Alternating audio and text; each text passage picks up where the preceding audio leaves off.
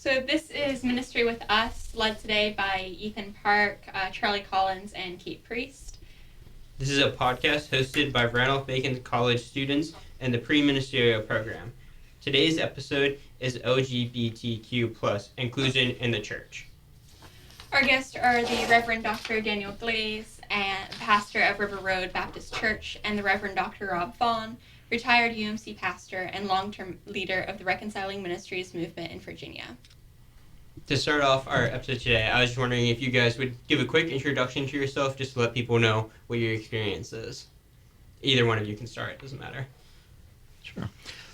Well, I thank you for having me first. So, yes, my name is Daniel Glaze. I grew up here in Richmond, the Richmond area, but I went off to college and didn't think I'd ever return. But about 8 years ago, I was called back to the Richmond area to be pastor of River Road Church. And so I've been there about 8 years, and we just recently, in terms of about the past 3 or 4 years, voted to become a welcoming and affirming congregation, which is, I think, why y'all invited me on your podcast today. So I'm grateful for that. So I have a wife, Andrea, who writes public policy for the Department of Labor, and 2 daughters. Ella is a junior at Wake Forest University, and Ashley is a junior in high school. And so I'm glad to be here. Thank you. Hey, thanks for the invite. I'm Rob Vaughn, a retired United Methodist pastor in Virginia. Spent the last 25 years at Community of Faith United Methodist in Herndon. They and a couple of the other churches I've served are reconciling congregations, and about a year ago was a part of our delegation that helped move our United Methodist Church to get rid of hostile language and to be a far more welcoming place. It's nice to be here. I was a grad here 50 years ago, so it's kind of nice to be back at Randolph-Macon doing this with you. Yeah, well, we appreciate having you both here, and we appreciate the experiences and the work that you have done so far, and we appreciate you being here so that we can learn more about what you guys do. To start off, we have some questions to learn more about your experiences in ministry. So first off, our first question is, what has been the hardest aspect of creating inclusive, affirming congregations and ministries for you guys? Mm-hmm. Well, for me, I don't know if it was the hardest part. One of the hard parts with our congregation, with River Road Church, was our desire to take this journey together. And River Road is a diverse congregation in terms of thought, where everybody was on LGBTQ inclusion. And when I say we wanted to take this journey together, some of us wanted to sort of have an all or nothing approach and say, listen, if you're not with us on this, we're just going to leave you behind, find another congregation. We need to move ahead. Others of us, and I was in this camp, said, I want us to take this journey together. I don't want us to water down where I think we need to go in creating safe spaces for everybody. But as much as possible, let's bring as many of us along as we can. And certainly some people don't want to take this journey with us, and that will be sad, but we understand that's a reality. But I don't want to be weak-kneed or milquetoast or whatever, but I also want to be gentle and encourage as many people along as we can. And it was hard to do that without watering down the really I guess tough message of we are trying to make a change here, and we need to be unapologetic about that. This represents a different way of doing things, one that says we are going to change some language, we are going to change some way that we are doing things. Certain folks are not going to be in the shadows anymore, and we want them to be safe. And that some of that change was hard and rubbed some people the wrong way, but we felt like as many folks as possible, we wanted as many people on the bus together. So Hard, yes, but necessary too. Yeah, there's probably a couple of ways of addressing the local congregations. The few that I've served that became reconciling, probably the toughest part was just slowing down to be sure we created a space for everybody to be a part of it. The same way that Daniel talked about it. We wanted everyone to be there. And it was, fortunately, when we did our vote, when the vote came, and this was years ago, we had 95% folks ready to move to become a reconciling congregation, which is our terminology in United Methodist Church in that place. And so it was just a slow, deliberate move of education, of small groups, of conversation to help folks get to that spot where they can be affirming. And there's a whole host of hurdles as usual. You know, we love everybody. Everybody's welcome here. So to move from, but there are folks who don't understand that unless you say we're intentionally welcoming of LGBTQIA folks, you don't hear that. And so part of it was that the move to be really intentional. In our denominational work, we're a global denomination, a little bit different from Baptist. And so that meant in the United States, we had a large body of individuals ready to make that move, to say we are a welcoming church and do it in a way that still embraces those who weren't quite there yet. And that's something we could talk about later, but that's a really important element within our denomination, being sure that everybody's welcome at the table, regardless of where you are. But our church in other parts of the world, Philippines, particularly Africa, is not at the same place, this understanding of marriage and sexuality as the United States has moved to. And so that added another layer of work and being very deliberate so that as much as possible, all could move together to this new way of being welcoming for all and following Christ. And so Rob, that makes you brought this up briefly, but that brought to my mind another piece that was a little bit tough here. And that was when I first introduced this idea and told my congregation I felt like we were ready for this. Some folks said, well, aren't we already welcoming? And the language we use is welcoming and affirming. Aren't we already welcoming? Don't we already affirm people? Why do we need to take this additional step? And helping folks to understand it's not that we are not welcoming. I'm asking us to do this because I think this is who we are. But I think it's important, particularly for those who have been shunned by the church. It's important for us to use very clear and direct language that at River Road Church we believe we are trying to create safe spaces, and you are safe here among us. Particularly, unfortunately, church has been an unsafe place for too many LGBTQ persons, and so we felt like it gave us the added responsibility to be very clear with our language then, and gave us responsibility to make this particularly move. Because the default position, as you well articulated in the larger society, is you're not welcome. Right. So you have to be very specific to say these are folks who are. Right. And you are if you're a part of that community. Exactly, Rob. And so what I told our church is, even if that's not us, even if we are not a church that would stop people at the door and say you're not welcome, we still swim in those waters. We still claim the name church like others do, and so we need to stand out. Mm-hmm. We have to. It's our responsibility. Important part of our evangelical witness to the world. Absolutely. Yeah. Absolutely. Yeah. So, and again, I think a lot of us in the room and listening can kind of agree to what you guys are saying is, even those who feel that it's something that we need to eventually do, the process of doing it and to make it a safe space for everyone through that process is inherently difficult in how you have these discussions and how you do it. And so the next question would be, now that you both have been through some experience with doing it, what would you say is kind of one rewarding or exciting experience that have come from it that you can maybe share to people who are currently debating that process themselves? Yeah, so one of the wonderful aspects has been one of many has been to see folks grow through this process, and to see folks come to new understanding, not because of anything I've done, but through the blessing of taking this journey together. And it really was because of the community.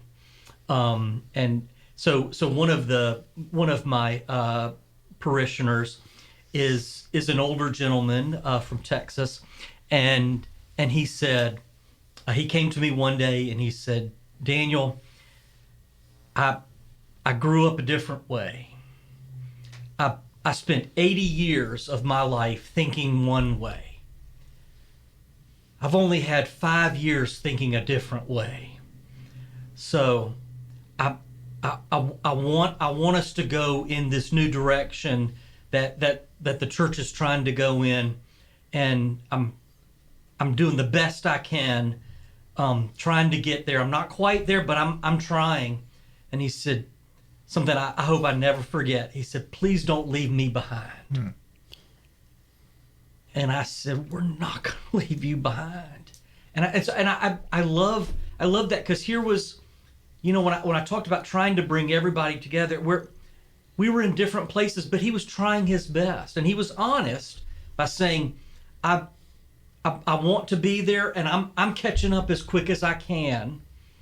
But he had 80 years of an umbrella or a parachute or whatever. You see those runners with that thing dragging them. I mean, he had baggage he was trying to throw off, and bless his heart, you don't throw that off overnight.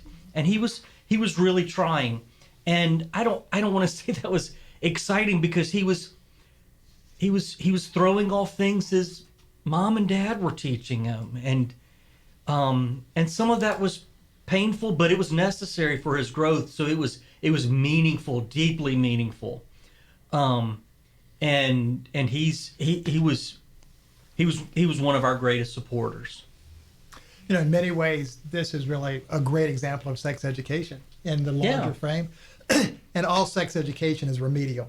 Like religious education, it's remedial. You got to unlearn some stuff to make room for something else. Mm-hmm. And that's what a great story. There was a friend of mine who was doing an event where a group of folks were listening to a panel of members of the LGBTQIA community, and afterwards, one of the folks, having listened for a few hours, said, this is a person with a couple of gay kids, said, "When I go home, I'm going to talk to my kids differently." That was a joy for me. A friend of mine who was a neighbor years ago, 25 years ago, was engaged, and as I was, with our church's struggle over this whole question. And we're both actually on opposite sides of the question, interviewed by NPR's All Things Considered, one of the evening news shows. And so fortunately, my friend there was no, we can't marry folks. We have to keep the traditional perspective of the church. And so over that time, his pastoral work, and probably more so the experience of having four girls as they grew, helped him, as he describes, become sanctified, learning what it means to follow Christ in a new way. And so it was able to unload some of the old stories, some of the old baggage, in order to make room for something new. The same way that in Scripture and Acts, all of this beautiful story of Peter and having struggled with the stories of, I have to follow these dietary laws, etc., and having to give that up to make room for the Gentile Christians who are the new converts. It's such a joy to watch that movement, that process that my friend calls sanctification, or the process of growth, seeing that the table of the Lord grows wider and wider, and more are welcome to be a part of it. How exciting that is. So when you ask about the joy and the excitement of it, that's the excitement. A friend, when I left one congregation, one of my members said, "Thank you," mother of a trans kid said, "Thanks for making room for my child." I mean, and that was a congregational work to be intentionally welcoming. Those are the exciting parts. to watch that kind of growth in faith, that kind of movement closer to the kingdom of God. That's the exciting part. But something Daniel said a moment ago is also the greatest challenge. You know, just like when Obama was elected president, we didn't end racism in America. That was an important move. And just when our denominations, United Methodists, got rid of all of our hostile language and became institutionally affirming, that didn't end homophobia in our denomination. So there's still a lot of work to do. It's a huge step forward, but there's still much work to do. I have a bit of a follow-up, which feel free not to answer, but when it comes to wanting and pushing for this change, how do you deal with the resistance? Because a lot of people aren't just going to immediately follow with it or agree with you. Like, I know it obviously can't be a get with us or get out of the way. It's a congregation. These are people that have been connected for a while. But how exactly do you react and respond accordingly to that as leaders in the church? So one thing I did,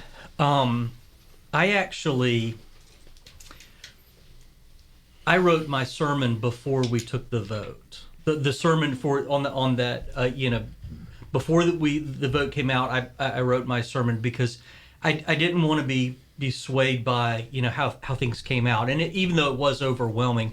And one thing that I said, I believed it then, I believe it now, is that whether folks, no matter where folks are on, whether they were for or against, whether they disagreed with the decision or even the process, that this is their congregation.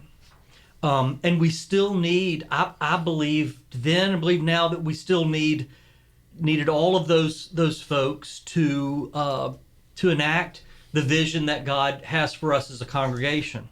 Now, some of those folks decided, and there were just a couple, but some of those folks decided that they could not stay in the congregation and have.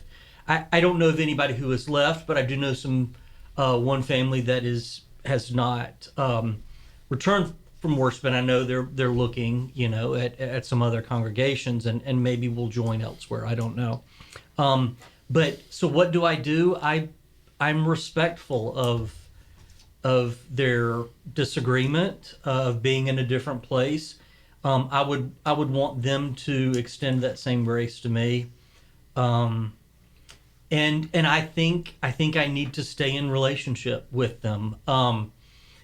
I don't say this in a patronizing manner, like I'm right or something, but part of the reason I want to stay in relationship with this family, one family in particular that I'm thinking about, I think they have children, and if either of their children came out, I think they need a church that would love and support them.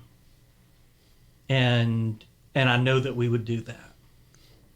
So and that relationship is two ways, but I want to stay in relationship with them. So we'll see. So we had a bunch leave in our denomination. In the United States, some of our annual conferences, which are the way in which we organize, kind of like states, or maybe two conferences to one state, like in Georgia, there's two annual conferences, or Alabama, that's two, Virginia's pretty much one. But some conferences lost, in the South, for example, lost 50% of their churches. That's most pronounced in parts of the South. So overall, we lost probably 20 to 25% of local churches. Now, many are small, but there are a couple that are pretty large. So that was part of the fallout. The identified issue was around sexuality. There's a whole lot more underneath that. So it's not really all about inclusion issues, but that was sort of the way in which it was often talked about. So it became the head of that process that our church struggled with. One of the ways you do it is simply love folks. Create a space so that everybody can be present. In Virginia right now, we're doing we have a process that's trying to understand and make room for everybody. For 50 years, folks who were working toward inclusion stayed in the church, even though the language was hostile. Not everybody was welcome at the table, and there was some pretty overt hostility expressed in many parts of the denomination. But folks who were working for inclusion stayed. And so now that's flipped. Folks who were, quote, traditionalists are wondering, is there a place for me?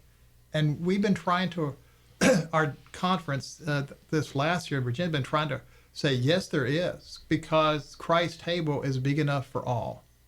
For example, when folks in my congregation were often folks who were in the, worked at the Pentagon or in the military industrial complex, and they would have a different perspective for some of them on issues of war and peace, and some other folks were, but they could take communion together, they prayed for each other together. Folks never left because of that, even though that was a pretty big issue for folks. They continued to pray and care for each other. We ought to be able to do the same for this.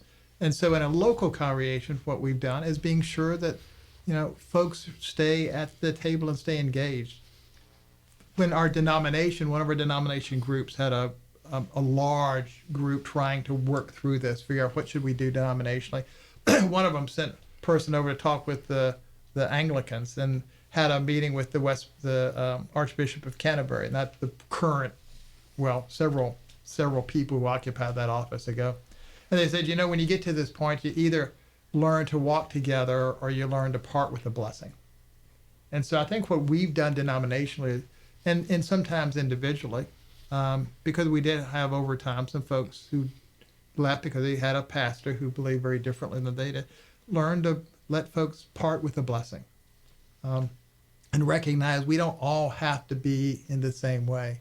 Denominationally, to move forward, we had this incredible blessing from a woman from Zimbabwe who was on Zimbabwe's Supreme Court, who offered us a way of talking about marriage that kept everybody satisfied and at the table. And finding that way where predominantly the United States could understand that, marriage can be defined as any two adult persons. In Zimbabwe, they also included and added to that the traditional understanding of man and woman. And so our denomination adopted that kind of dual understanding and meaning of marriage, which allowed space for our global community to both be present. I think that's one of the ways that you navigate that terrain. Yeah, I think we've already kind of touched upon this earlier with our questions and what we've been talking about so far. But what are the most important aspects of creating affirming space in our churches?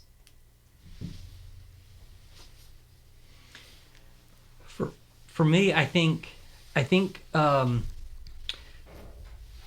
ensuring that all voices are represented with one understanding, and this is how we tried to do it. At River Road Church, we were clear that it's okay to disagree. It's okay to come out in a different space than where your neighbor is. But what's not okay is to contribute to any environment or space that would not be safe for folks.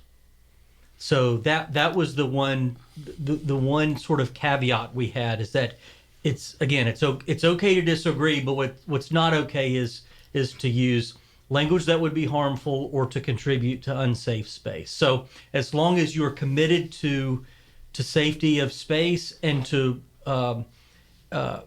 welcoming of all, we sort of allowed the disagreement on the next step of the affirming of all. And so once we laid that as the ground rule, I think the blood pressure went down and we had much more fruitful discussions. And I believe that allowed us to get much further down the field than we would have otherwise, because it allowed for much greater conversation. And I think folks realized we're not as far off as we think we are. And so, yeah, I think that was really, really important for us to understand. I think that one of the things that's, I think, most helpful is you do it together. Yeah. Because Daniel was saying we wanted to be sure everybody was engaged and everybody was there. I think that's the way forward. You do it together. I didn't want to interrupt you, but I had another thought. I mean, it just as the other thing I think that's really important, and I don't want to be dramatic or bombastic here, but I want us to remember that if we can be committed to the welcome and affirmation of all people, and especially LGBTQIA persons within our congregations or faith communities, we just might be saving lives. I mean, we're probably all familiar with that statistic. I think it's from the Trevor Project that LGBTQ youth Seven times. yes That is the Trevor Project. Yes. Yeah, 7 times more likely to attempt suicide, or if they have a supportive. I think I've also seen if there's at least one supportive adult in their life, they're 40% less likely to attempt suicide. So we asked ourselves, well, what would that statistic be if there were a congregation of supportive adults? I don't know, but probably closer to 0 than anything else.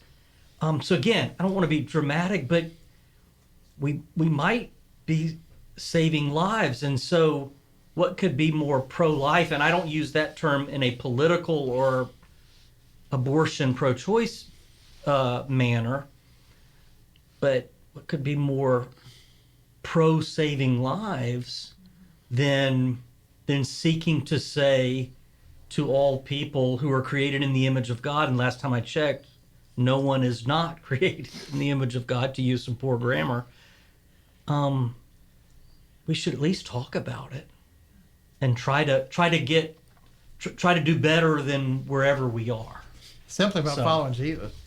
Amen. Providing abundant life and helping Yes. folks have life in abundance. Mm-hmm. It's just really that simple.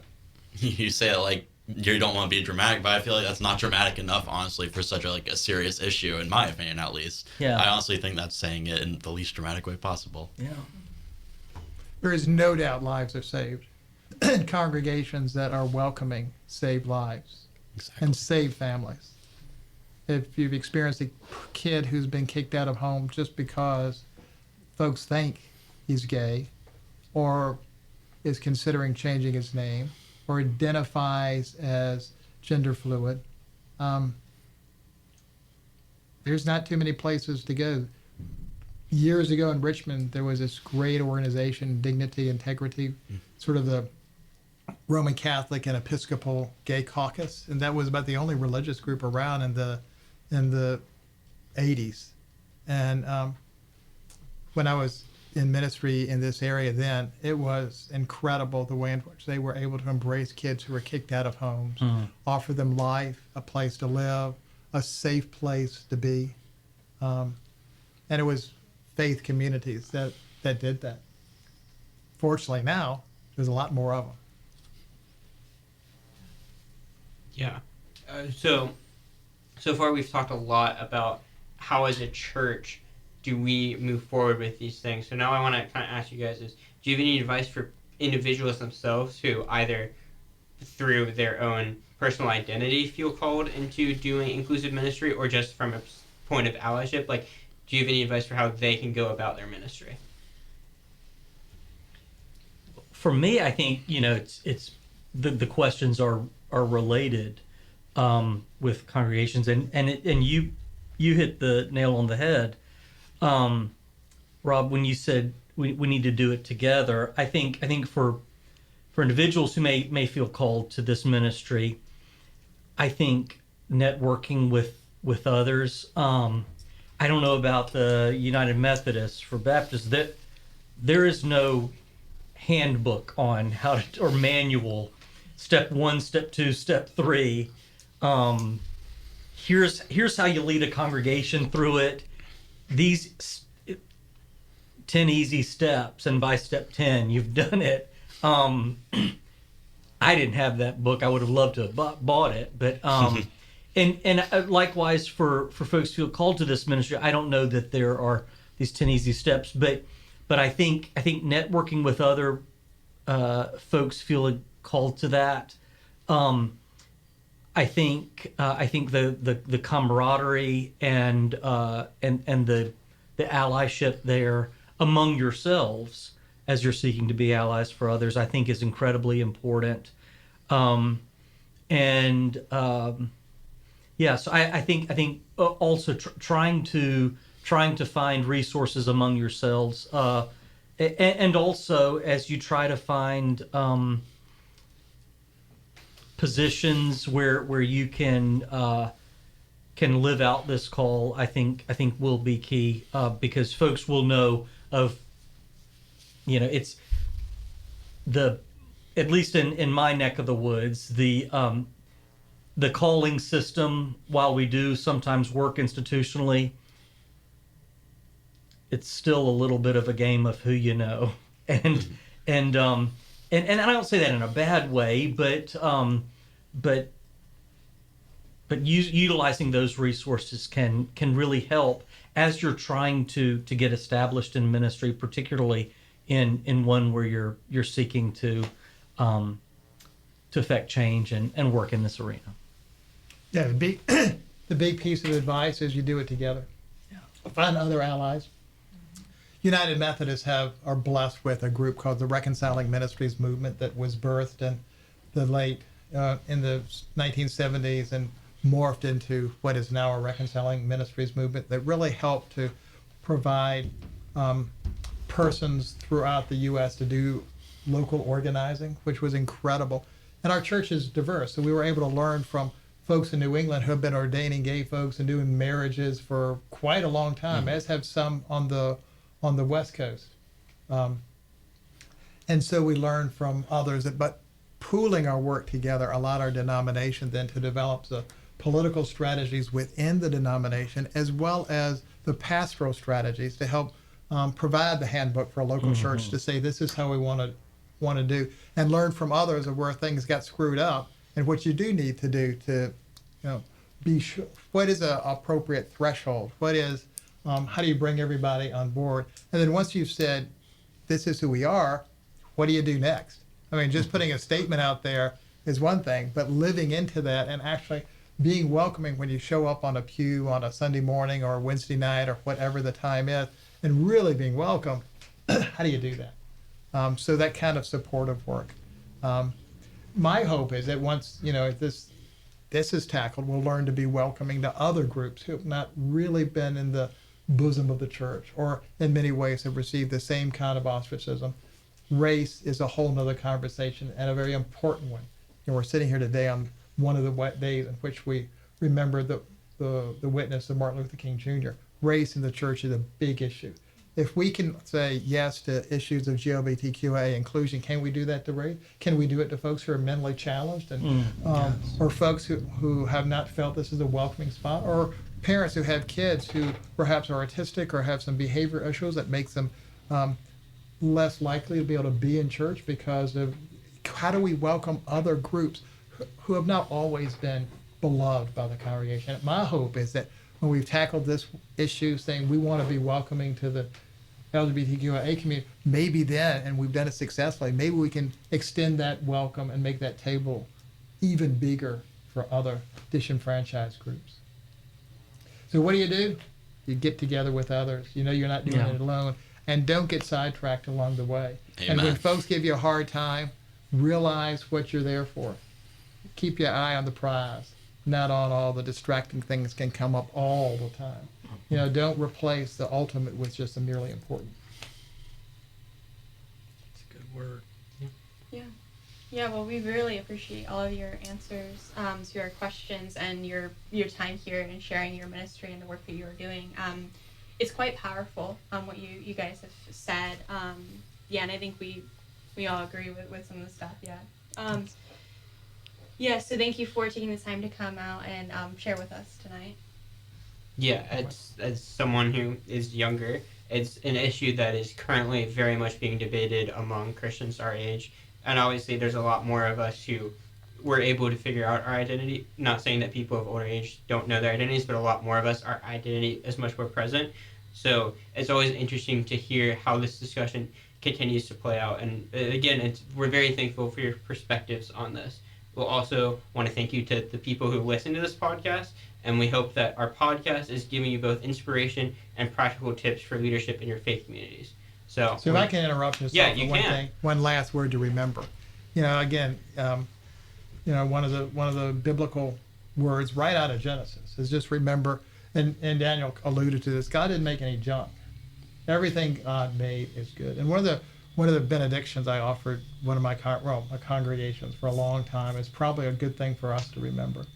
We tell folks as they left just to remind them who they are. And probably it's really important today, on this day, when just last week the Supreme Court has a new case that they're accepting to look at on schools and issues of gender and race and transgender folks. And then after some of the presidential signings today, making this really more pointed and important. The blessing is, no, there is nowhere you can go, no place you can wander, and nothing you can ever do to take you outside the loving arms of our Creator God. There ain't no president, there ain't no school board that can deny God's love for you. Amen.